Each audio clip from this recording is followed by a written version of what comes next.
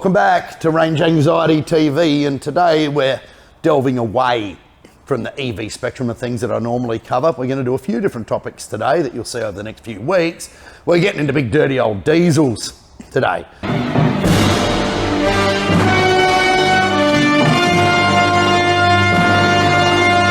Well, actually not so big, but it is a staple of the diesel 4x4 market in Australia. We have the venerable Ford Ranger PX2. Commonly tuned cars, common for tuners to make mistakes with them too. So, you know, things that you might think are obvious when it comes to tuning these things, particularly this is an MY17 with 155,000 Ks on the clock. You can't go at it like a bull at a gate like you would, say, a brand new one.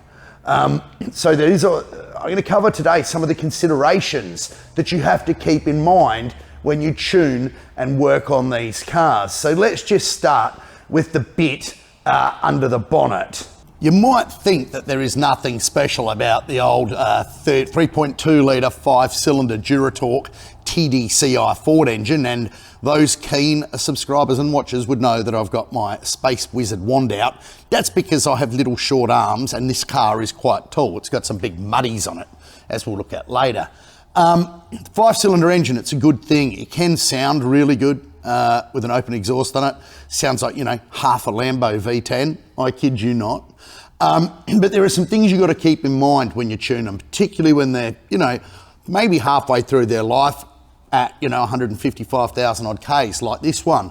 The first is, and we'll look at this when we go to the dyno side of it, is that the little turbocharger over here on this side of the engine, you don't want to just ask for gobs of boost from it, because they are a turbocharger that is reasonably stress standard. So small increases in boost pressure, not big increases of boost pressure. The magic number seems to be about 21, 22 PSI of actual manifold pressure. You go over that and you're going to start running into trouble with turbocharger longevity. So in a car like this, or a ute like this is something that I wouldn't do.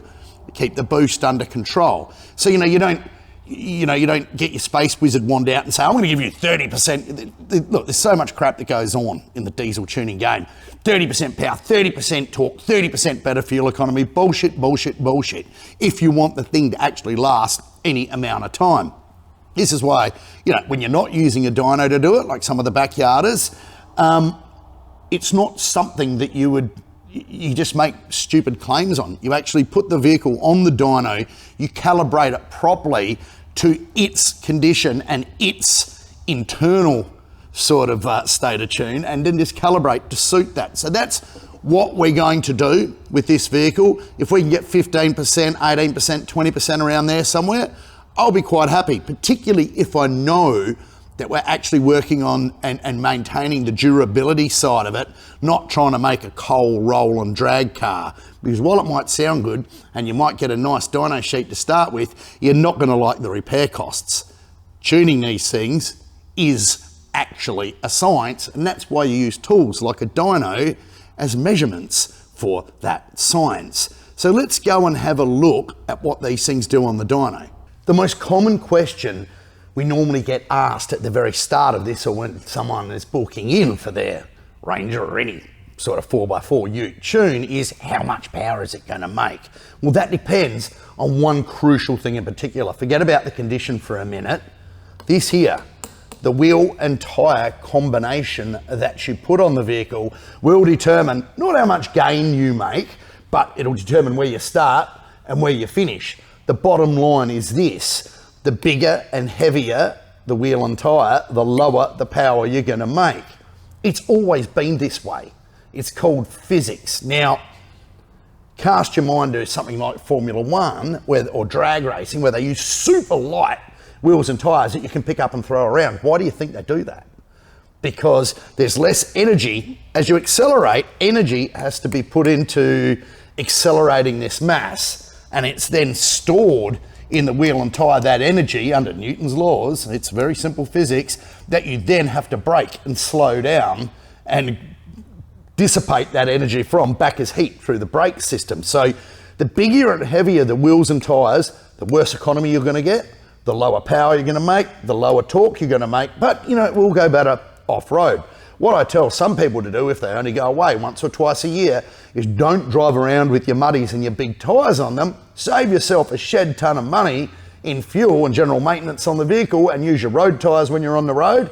And a couple of times a year you go away, put your muddies on. So that's just something to consider. We talk gains in percentage, not gains in actual numbers, start and finish, because it all depends on how much power you're throwing away through your driveline. Some of you may not have known this already. I mean, it's just basic physics, but yeah, those of you that didn't, think about it. The smaller and lighter, or the lighter the tyre and wheel combo you've got, the better it's going to go and the less fuel it's going to use. So there you go, have a think about that. But now it's time to have a look at the results. Okay, here we are in front of the big screen. You've just seen it run on the dyno. You've seen Gareth run it up after we performed a couple of calibrations. Let's have a look at some of the interesting head-scratching bits of this. So, with my back to you for a second, I'll just get the numbers through my head. We started out with a nice round even 100 kilowatts at the wheels through those big heavy wheels and tyres. No miracles. That's about right. Okay, we dyno these in 4th gear. This is an automatic, 6-speed automatic, 4th gear. 100.7 kilowatts at about 3,100 RPM. Post-tune, that's 117 kilowatts. So that is a pretty big gain. That is a good percentage. You know, you're gonna look at that and you're gonna feel that through the seat of your pants. But how do we come about that? We'll move down the screen a little bit now. Boost pressure here. We've gone to a maximum, well, not a maximum, but in the sweet spot, we've gone from 16 PSI to 19 PSI. So it's only a 3 PSI difference in boost, quite small. Down lower in the range, it's just above 20. It's just below that 22, 23 number that I was talking about earlier. So this should be quite reliable. But the big thing is when you're making all this extra power and torque, we're making, sorry, I don't have it up on this screen, the torque, we're making about 80 Newton meters, which is a pretty good gain, pretty solid gain, 80 to 95, I think it was. The big thing here is the air fuel ratios. Now, with diesels, people always say, I don't want the car running lean.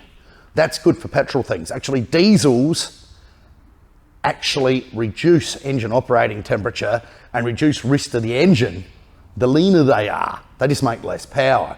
So the richer you make a diesel, the more likely you are to have a mechanical failure, burn a piston or do something horrible to it like that. So we were actually able with this one to make these gains in the order of 17 odd %, right? At its advanced age, 17%, actually it's only 6 years old, it's a real work car. By being the red number slightly leaner than the original fuel setting. So not only are we making the extra power and torque, we're actually doing it with a lower exhaust gas temperature or very similar to stock. So we shouldn't be overly stressing the engine. I'm just watching something else out the corner of my eye here. It is a work day after all. Without overly stressing the engine, which means we've got like kind of a win-win situation with this kind of tune. So overall, this is what I'd expect, and the Space Wizard wand likes this. That's what I would expect out of tuning a car of this age and doing it properly using a dyno. If I was just to plug something in like my normal Ranger base that I put into this was far richer. And if I wasn't using a dyno, I wouldn't have known this. And the guy wouldn't have got very good economy, the client in this case, and possibly there may have been other issues.